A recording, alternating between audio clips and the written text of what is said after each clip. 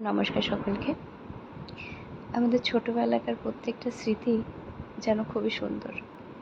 ঠিক তেমনই এই পোড়ামাটির গাছটি।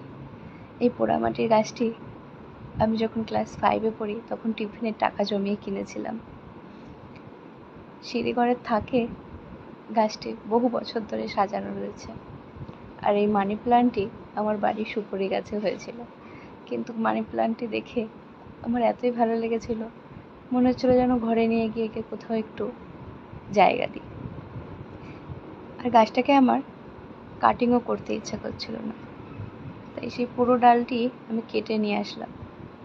আর তারপরে ভাবলাম এটা কিসে বসাবো, যেহেতু টবে আমার আগে থেকেই অনেক মানি প্ল্যান্ট রয়েছে। তাই এই পোড়ামাটির গাছটার দিকে হঠাৎই চোখ গেল।